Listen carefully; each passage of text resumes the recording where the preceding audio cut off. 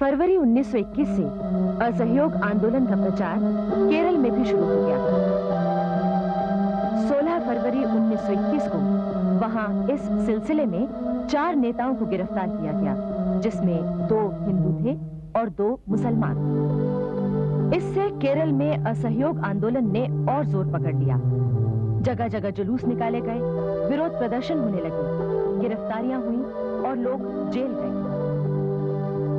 केरल में 1000 वर्ष पहले मोपला लोग आकर बसे थे, जो अरबों के वंशज थे। उनमें से अधिकांश गरीब थे और अज्ञान में डूबे हुए थे। वो खेती या छोटा मोटा व्यापार करते थे। खिलाफत और असहयोग आंदोलन की सभाओं में उन्होंने अंग्रेजों की सरकार द्वारा मुसलमानों के साथ किए जा रहे दुर्व्यवहार की बात सुनी तो वो भड़क उठे। उन्होंने विद्रोह की घोषणा कर दी और वो अंग्रेजों की तोपों बंदूकों का मुकाबला करने के लिए भाले और तलवारें लेकर निकल पड़े।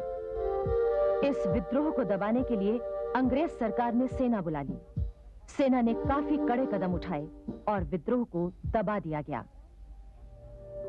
इस दौरान की सबसे दर्दनाक घटना ये थी कि करीब 100 से अधिक मोपला विद्रोहियों को मालगाड़ी के एक डिब्बे में ठूंसकर गर्मी के मौसम की जलती दोपहर में कालीकट से मद्रास लाया गया। जब रास्ते में एक स्टेशन पर डिब्बे को खोला गया तो 60 से ज्यादा मोपला दम घुटने से मर चुके थे और बाकी की हालत गंभीर थी। आखिर मदन मोहन मालवीय और मोहम्मद अली जिन्ना ने मामले को हल करना चाहा, पर सफलता न मिली। इसी बीच प्रिंस ऑफ वेल्स के भारत आने का समाचार आया। कांग्रेस ने उनका बहिष्कार करने की घोषणा कर दी। इससे ब्रिटिश हुकूमत और चिढ़ गई। उसका दमन चक्र तेजी से चल पड़ा। 17 नवंबर 1921 को जब प्रिंस ऑफ वेल्स बंबई पहुंचे तो उन्हें बंबई की सड़कें और बाजार उजड़े हुए मिले। पूरे नगर में हड़ताल थी। दुर्भाग्य से बंबई में प्रदर्शनकारी भीड़ बेकाबू हो गई और तब ब्रिटिश सरकार को उसे दबाने के लिए बल प्रयोग करना पड़ा। प्रिंस ऑफ वेल्स जहां जहां गए उन्हें हड़तालों और प्रदर्शनों का सामना करना पड़ा। प्रिंस ऑफ वेल्स के कलकत्ता पहुंचने से पहले ही सरकार विद्रोही प्रदर्शन से बचने के लिए गिरफ्तारियां कर रही थी। इसी कारण देशबंधु चितरंजन दास की पत्नी, उनकी विधवा बहन और उनकी भतीजी को गिरफ्तार कर लिया गया। इस खबर पर गांधी जी ने कहा, इन 3 महिलाओं को गिरफ्तार करके ब्रिटिश हुकूमत ने बड़ी बहादुरी का काम किया है। इससे हमारे देश की महिलाओं को स्वतंत्रता संग्राम में भाग लेने की प्रेरणा मिलेगी। इस समय तक सुभाष चंद्र बोस सक्रिय रूप से राष्ट्रीय आंदोलन में शामिल हो चुके थे। वो नेशनल कॉलेज चलाने के साथ साथ राष्ट्रीय विचारधारा वाले अखबार स्वराज्य के संपादक भी थे। ब्रिटिश सरकार के दमन कार्यक्रमों के बावजूद भी सुभाष चंद्र बोस के नेतृत्व में अनुशासित स्वयं सेवकों ने नारे लगाकर प्रिंस ऑफ वेल्स का विरोध किया। ब्रिटिश हुकूमत इस विरोध को देखकर चौंक उठी, क्योंकि उसे इसका आभास भी नहीं मिला था। फिर तो सुभाष चंद्र बोस और उनके साथी हजारों प्रदर्शनकारी स्वयंसेवक गिरफ्तार कर लिए गए। बाद में सुभाष बाबू को 6 महीने की जेल की सजा सुनाई गई। 10 दिसंबर को देशबंधु चितरंजन दास को भी गिरफ्तार कर लिया गया। गिरफ्तारी से पहले चितरंजन ने बड़ा ही ओजस्वी भाषण दिया था। उन्होंने कहा था, मैं अपनी कलाइयों पर हथकड़ियों की चुभन और अपने शरीर पर बेड़ियों का बोझ महसूस कर रहा हूं। ये दास्ता का दर्द है। समूचा भारत एक विशाल बंदी गृह है। कांग्रेस का काम रुकना नहीं चाहिए। इससे क्या फर्क पड़ता है कि मुझे पकड़ा जाता है या छोड़ दिया जाता है? इससे क्या फर्क पड़ता है कि मैं जीवित रहूं या मर जाऊंगा?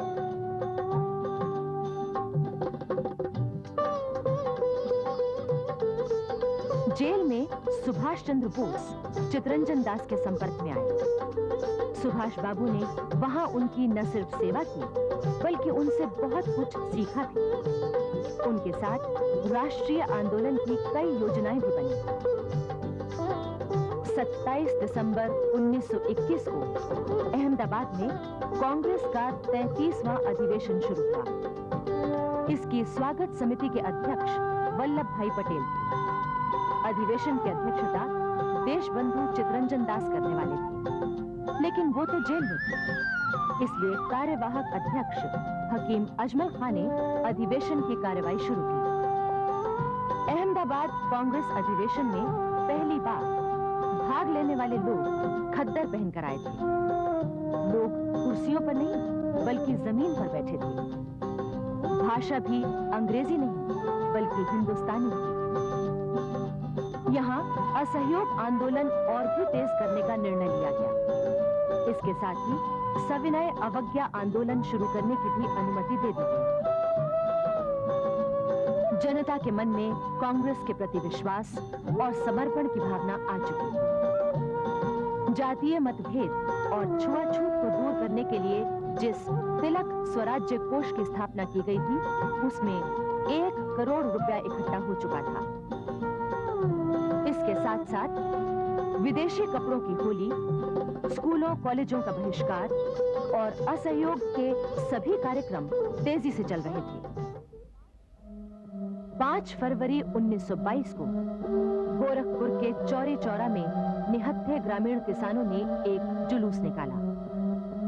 वो जय बोलते हुए शांति से जा रहे थे। अचानक उन्हें ब्रिटिश अधिकारियों के नेतृत्व में आए पुलिस के दस्ते ने आगे बढ़ने से रोका और तितर-बितर हो जाने के लिए कहा, परंतु भीड़ वहीं डटी रही। इसके बाद पुलिस की गोलियां बरसने लगी।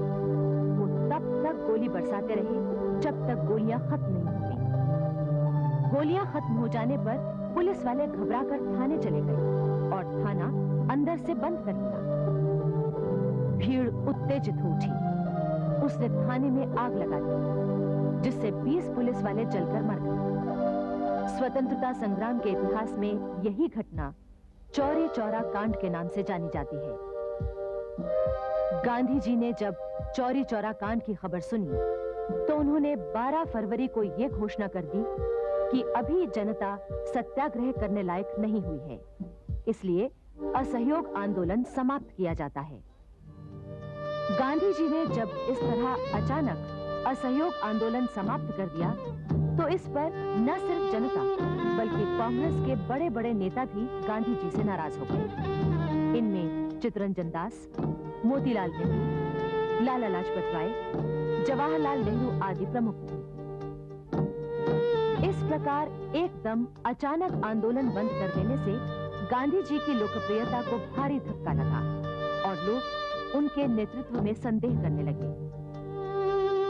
इधर ब्रिटिश सरकार ने जब गांधी जी के प्रति असंतोष फैलते देखा तो उसने अच्छा मौका समझकर उन्हें गिरफ्तार कर लिया। 18 मार्च 1922 को अहमदाबाद में सेशन जज ब्रूमफील्ड की अदालत में गांधी जी के खिलाफ मुकदमा शुरू हुआ। अदालत में गांधी जी ने अपने प्रभावशाली बयान में सरकार के राक्षसी कामों की निंदा की और कहा कि ब्रिटिश सरकार के ये कार्य किसी को भी राजद्रोही बना सकते थे। जज ब्रूमफील्ड ने तो जैसे पहले से ही फैसला सोच रखा था। उसने गांधी जी को जनता में असंतोष फैलाने के अपराध में 6 वर्ष की साधारण कैद की सजा दी। गांधी जी को दिए गए इस कारावास से असहयोग आंदोलन कुछ ढीला जरूर पड़ गया, लेकिन राष्ट्रीयता की ज्योति जलती रही।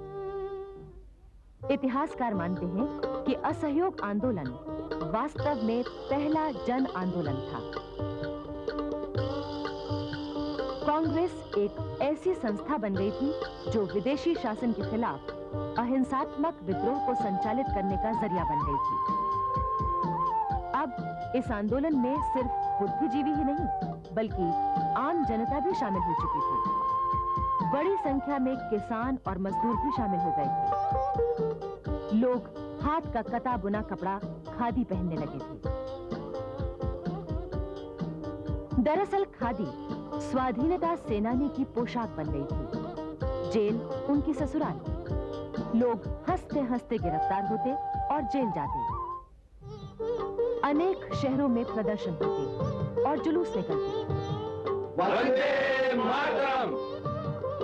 और हाथ में झंडा लेकर आजादी का प्रसिद्ध झंडा गीत गाते। विजयी विश्व तिरंगा प्यारा, झंडा ऊंचा रहे हमारा, सदा शक्ति बरसाने वाला, वीरों को हर्षाने वाला, प्रेम सुधा बरसाने वाला, मातृभूमि का तन मन सारा, झंडा ऊंचा रहे हमारा। आओ प्यारे वीरों आओ, देश धर्म पर बलि बलि जाओ, एक साथ सब मिलकर गाओ, प्यारा भारत देश हमारा, झंडा ऊंचा रहे हमारा। इसकी शान न जाने पाए, चाहे जान भले ही जाए, विश्व विजय करके दिखलाए, तब होवे प्रण पूर्ण हमारा, झंडा ऊंचा रहे हमारा। इस प्रसिद्ध गीत के लेखक थे श्री श्यामलाल गुप्त पार्षद। गांधी जी के आह्वान पर उन्होंने सन 1919 में नौकरी छोड़कर स्वतंत्रता आंदोलन में सक्रिय रूप से भाग लिया था। उन्हें बाद में गिरफ्तार करके 21 महीने की सजा दी गई थी। पार्षद जी 1920 से 1927 तक फतेहपुर जिला कांग्रेस के अध्यक्ष रहे। उन्हीं दिनों कानपुर के प्रसिद्ध स्वतंत्रता सेनानी गणेश शंकर विद्यार्थी की प्रेरणा से पार्षद जी ने 2 झंडा गीत लिखे। वो दोनों गीत राजर्षि पुरुषोत्तम दास टंडन को भेजे गए। टंडन जी ने जो गीत स्वीकृत किया वही बाद में लोगों का कंठहार बन गया। लोगों ने इस गीत को तो याद रखा, पर इसके रचयिता श्यामलाल गुप्त पार्षद को भूल गए। धीरे धीरे पंडित मोतीलाल नेहरू और चितरंजन दास की प्रेरणा से राष्ट्रीय आंदोलन और कांग्रेस की राजनीति में एक नई विचारधारा ने जन्म लिया। उनका कहना था, हमें विधान मंडलों के चुनावों में भाग लेना चाहिए ताकि उनके माध्यम से हम सरकार के पास अपनी मांगे पहुंचा सकें। सन 1923 में हुए चुनावों में कांग्रेस के जिन नेताओं ने भाग लिया वो स्वराज्य दल के नाम से खड़े हुए थे। स्वराज्य दल को चुनावों में अच्छी सफलता मिली थी। पंडित मोतीलाल नेहरू स्वराज्य दल के नेता थे। इसी बीच शचींद्रनाथ सान्याल, राम प्रसाद बिस्मिल आदि ने क्रांतिकारी दल का संगठन किया। सन 1924 में लखनऊ के पास काकोरी स्टेशन पर रेलगाड़ी रोककर सरकारी खजाना लूटने के जुर्म में जिन लोगों को गिरफ्तार किया गया उनमें से प्रमुख थे राम प्रसाद बिस्मिल, अशफाकुल्ला, रोशन सिंह और राजेंद्रनाथ लाहिड़ी। अन्य लोगों को कारावास की लंबी सजाएं दी गई। केवल चंद्रशेखर आजाद नहीं पकड़े जा सके। सन 1925 में देशबंधु चितरंजन दास की मृत्यु हो गई। इससे स्वराज्य दल की शक्ति कमजोर हो गई। देशबंधु चितरंजन दास स्वतंत्रता संग्राम के उन नेताओं में से थे जिन्होंने न सिर्फ बंगाल बल्कि सारे देश के स्वतंत्रता संग्राम को नेतृत्व प्रदान किया था।